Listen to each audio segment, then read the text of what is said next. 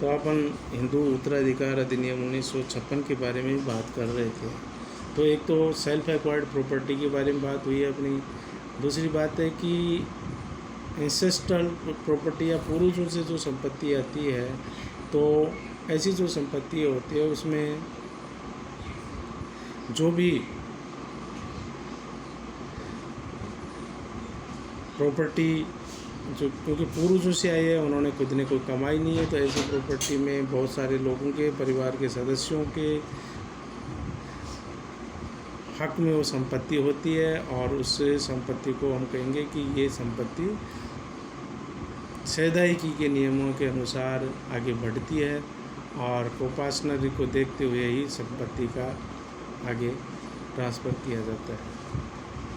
तो उसमें कहेंगे कि वो तो पूरे परिवार की या पूरे कुटुंब की संपत्ति कहलाएगी, और लेकिन सेल्फ एक्वायर्ड प्रॉपर्टी होगी तो वो स्वैच्छिक संपत्ति में व्यक्ति की स्वयं की प्रॉपर्टी होती है, और उसके डिवीज़न के संबंध, उसके विभाजन के संबंध में बात कही गई है। और डिवीज़न में भी ये है कि उनकी मृत्यु के बाद ही ये लागू होती है। और इसमें कई बातें ऐसी हैं कि जैसे इस अधिनियम की धारा है,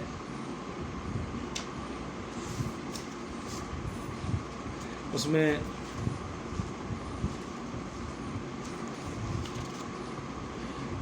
अलग अलग प्रावधान बताए हुए हैं, सभी धाराओं में महत्वपूर्ण बातें दे रखी हैं, और उसमें हम ये देखते हैं कि अधिनियम की कुछ संपत्तियों पे लागू न होना।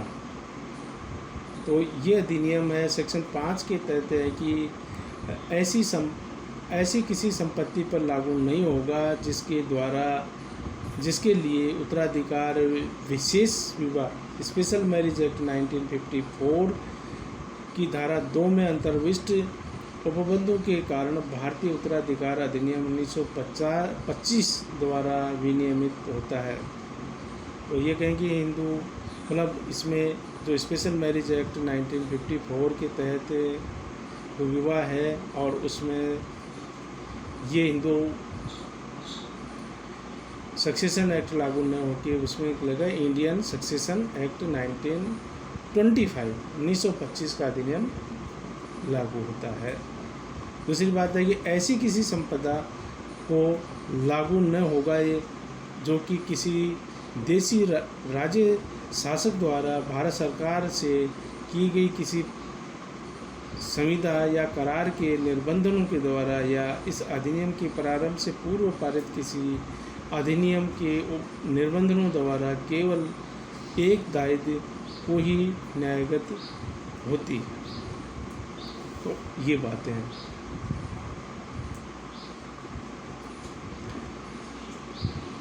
और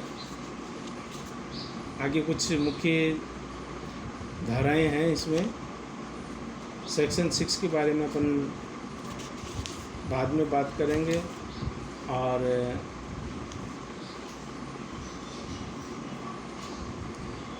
सेवन में भी अलग है। सेक्शन 8 के बारे में बात करते हैं पहले अपन। General rule of succession in the case of the males, the property of a male Hindu dying intestate shall devolve according to the provisions of this chapter। निर्वसित मरने वाले हिंदू पुरुष की संपत्ति इस अध्याय के उपबंधों के अनुकूल है। पहली बात है कि उन दायित्वों को जो कि अनुसूची के वर्ग में उल्लेखित किए गए हैं, मतलब इसमें क्लासेस बनाई हुई है। इसमें इस धारा ये बताती है कि ये धारा कि किस प्रकार किसी निर्वसित व्यक्ति की संपत्ति के संबंध में उसकी मृत्यु के पश्चात वो संपत्ति सेल्फ एक्वायर्ड प्रॉपर्टी है, तो वो किस प्रकार डिवोल्व होगी, किस प्रकार वो संपत्ति आगे होगी। तो इसमें है कि एक तो पहली बात ये है कि क्लास 1 बनेगी, और क्लास 1 का मतलब है कि वर्ग 1 बन गया, और उस वर्ग के जो सक्सेसर हैं, जो उत्तराधिकारी हैं, वो लोग संपत्ति लेने के अधिकारी होंगे। अब वो कितनी मिलेगी, किस रेशियो में मिलेगी, ये जब उसका पार्टीशन किया जाएगा, उस संपत्ति का बंटवारा किया जाता है, उस संपत्ति को सक्सेसर्स में बांटी जाती है, तो उस टाइम तय किया जाता है कि ये संपत्ति कितनी जाएगी और किसको कितनी कितनी मिलेगी। तो हम कह सकते हैं कि क्लास 1 को प्रेफरेंस दी गई है, प्राथमिकता दी गई है कि इसमें जो लोग आ रहे हैं, कौन कौन आते हैं, इसके बारे में अपन बाद में चर्चा करेंगे, जो कि विस्तृत चर्चा का विषय है। तो क्लास 1 में कौन कौन लोग आते हैं उसके बारे में हम देखते हैं। अब क्लास 1 में जो आ गए हैं, और उनमें से कोई भी सदस्य यदि जीवित नहीं है, क्लास 1 में कोई भी व्यक्ति यदि जीवित नहीं है, तो फिर संपत्ति सेक्शन 8 के तहत वर्ग 2 के व्यक्तियों की तरफ अग्रसित होगी। मतलब 1 में कोई नहीं है, वर्ग 1 में कोई नहीं होने पर यह संपत्ति वर्ग 2 की तरफ, क्लास 2 की तरफ बढ़ेगी।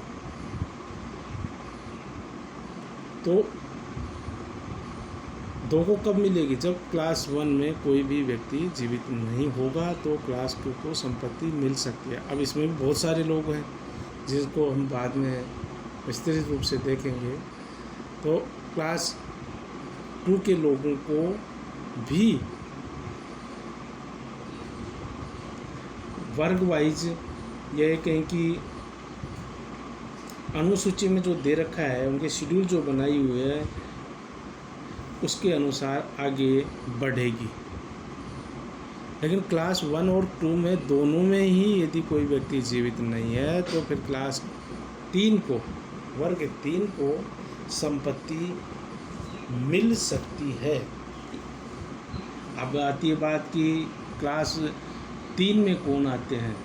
तो क्लास 3 में या वर्ग 3 में एग्नेट्स या गोत्रज के व्यक्ति आते हैं, जिस व्यक्ति ने की मृत्यु हुई है और वो विदाउट विल की उनकी डेथ हुई है और उनके पास में सेल्फ एक्वायर्ड प्रॉपर्टी है, तो वो संपत्ति में उनको अधिकार होगा। और तीसरे वर्ग के व्यक्ति को तभी मिलेगी जब वर्ग 1 में और वर्ग 2 में कोई व्यक्ति नहीं है। तो ये कैसे कहा जा सकता है कि तीसरे वर्ग को या गोत्र के लोगों को उस व्यक्ति की संपत्ति में अधिकार होगा, या वो सक्सेसर कहलाएंगे, या संपत्ति में से हिस्सा लेने के अधिकारी होंगे। अब आगे अपन इसको बढ़ते हुए देखते हैं कि वर्ग 1 में, वर्ग 2 में और वर्ग 3 में कोई व्यक्ति जीवित नहीं है, तो चौथे वर्ग में या 4th क्लास में फिर कोग्नेट्स, जो भी अपने डेफिनेशन पहले देखी है, तो कोग्नेट्स को संपत्ति डिवोल होगी या न्यायगत होगी कि वो संपत्ति मिले। तो अपन ये कहेंगे क्लास 1 के जो हेयर्स हैं उनमें कोई जीवित नहीं होना चाहिए, क्लास 2 के उत्तराधिकारी में कोई जीवित नहीं होना चाहिए, और तीसरे वर्ग में जो गोत्राजय हैं वो भी कोई जीवित नहीं होगा। तब क्लास 4th को या बंधु संबंध व्यक्ति को संपत्ति मिल सकती है, ऐसा इसमें प्रावधान है।